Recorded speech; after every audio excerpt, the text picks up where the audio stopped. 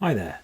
This is going to be the last in the Spotlight series on distributions that you might end up using in a probabilistic sensitivity analysis for your model. We're now looking at the multivariate normal distribution. So you may have seen in the Dirichlet distribution video that we had not a single random variable that we were sampling, but a random vector. The same deal is happening here. So we're sampling a random vector, except now instead of them being, probabilities which add up to 1, instead these are going to be unbounded, as we'll see. So the multivariate normal distribution has two or more random variables kind of combined into a vector. Each of those random variables has a marginal normal distribution, and that means if you just threw away the information of the other random variables, you would have a normally distributed variable left. So if you take any one of them, it will just look like a normal distribution. But you also have correlations specified between each pair of variables. And it's often used to include uncertainty that we have in regression models into our decision model. Here on the right, we've got an example of a bivariate normal distribution. So that's when we have exactly two random variables in our multivariate normal distribution. And you'll see here that x1 has a mean of around 3, x2 has a mean of around 1. X1 is quite a lot more diffuse. It has higher variance in the x1 direction, but there's also this negative correlation between them. So when x1 is high, x2 tends to be low, and vice versa.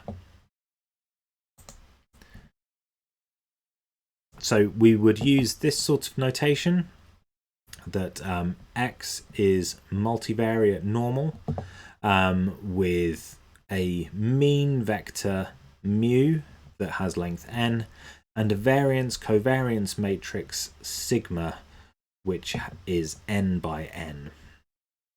That variance-covariance matrix, sometimes it's easier to think about it in terms of the correlation matrix. So this would be the correlation between the different entries. Obviously the diagonals on this correlation matrix are going to be 1. And the standard deviations vector. So this vector here of the standard deviations of each of the different elements, each of the different dimensions. So if you have this R and S, then you can calculate that sigma is given by this formula, and diag S just means take that S and stick it on the diagonals of a matrix. So you have a diagonal matrix. Diag S times R times diag S. Okay.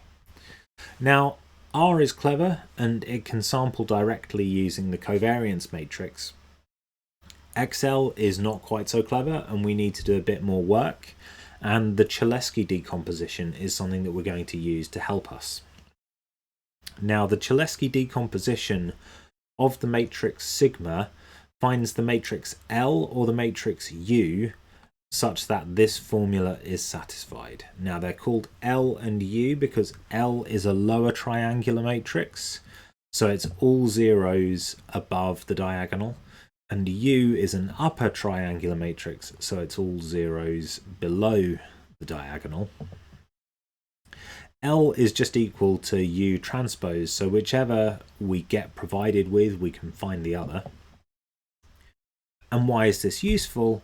Well, it's useful because if we do have the Cholesky decomposition L, and a vector z of n samples from the standard normal distribution, so these z1 up to zn are independent, identically distributed standard normal variates, then mu plus L times z has a multivariate normal distribution with mean mu and variance-covariance matrix sigma. Okay. So, how do we get that kind of variance-covariance matrix and get the Cholesky decomposition for it?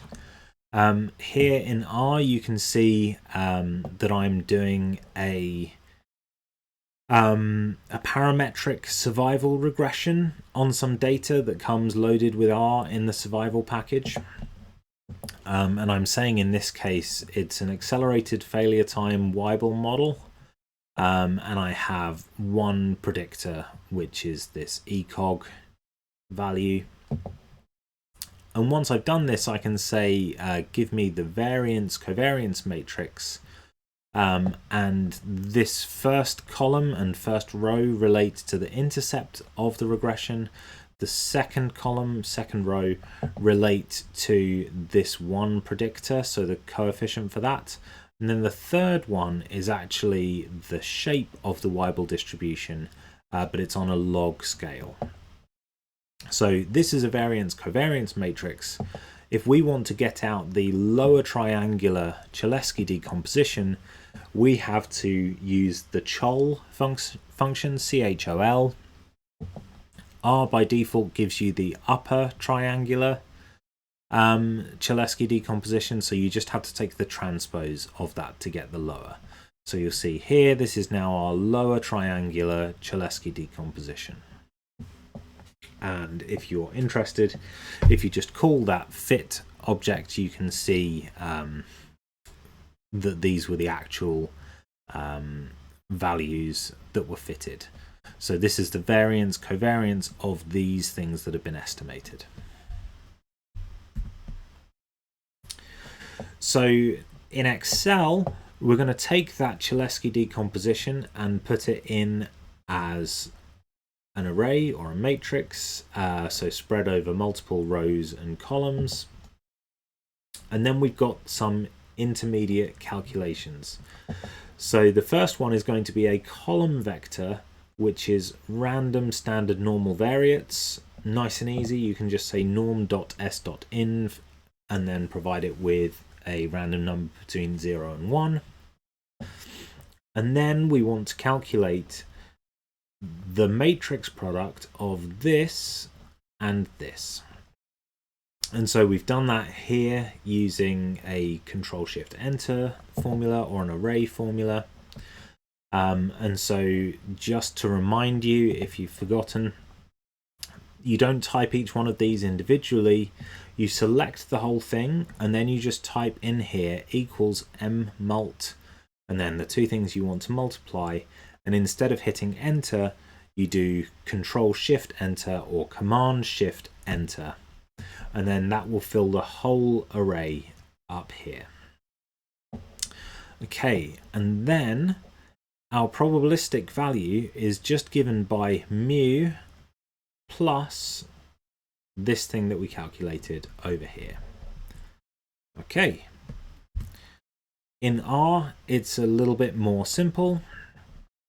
So here I've taken that fit object that we had before and I'm putting together my mu vector. So that's going to take the coefficients. So that's the accelerated failure time coefficient, that's the intercept. And then this one here will give me the scale that I want. So scale here actually, it refers to the shape parameter. It's all slightly confusing, I have to be honest. We just take that variance-covariance matrix to be our sigma, and then we use MVR norm from this mass library. Now I think mass comes preloaded with R, so you shouldn't even have to do install.packages for it.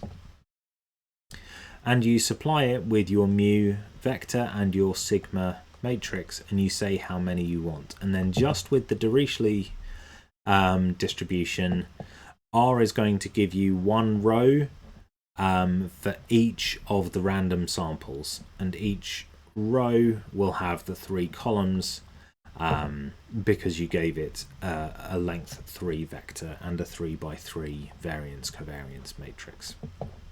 R has even quite handily taken the column names, or the entry names from the mu vector, and applied those as column names in what it returns to you, which is a nice touch. Okay, enjoy.